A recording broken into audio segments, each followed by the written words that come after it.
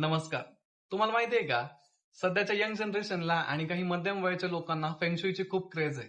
पण हे फेंगशुई दुसरं तिसरं काही नसून आपलंच भारतीय वास्तुशास्त्र आहे. जे मध्यंतरीच्या काळात लोप पावल्यासारखं झालं आणि चीनी लोकांनी याचाच फायदा घेऊन आपलंच भारतीय वास्तुशास्त्र अपग्रेड केलं आणि त्याला फेंगशुई असं नाव दिलं. या फेंगशुईमध्ये बऱ्याच गमतीशीर रेमेडीज आहेत, जसं की हॅपी मॅन, एव्हिल आय, ब्रासचं टॉर्टॉइस, विंड चाइम्स आणि बरंच काही.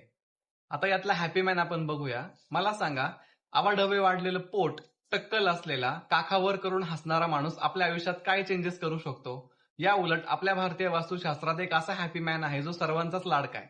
तो म्हणजे आपला गणपती बाप्पा. गणपती बाप्पा हा सुख समृद्धीचं प्रतीक आणि विद्यादाता मानला जातो. यामुळे या हॅपी मॅनला आपल्या घरात जागा द्या. ते म्हणजे काय? घराच्या पूर्व दिशेपासून ते उत्तर दिशेपर्यंत गणपती बाप्पाची डाव्या सोंडीची एक सुबक पितळी मूर्ती आपण ठेवू शकता किंवा फ्रेम पण ठेवू शकता. फक्त ती फ्रेम दगडूशेठ हलवाई गणपतीची असल्यास उत्तम.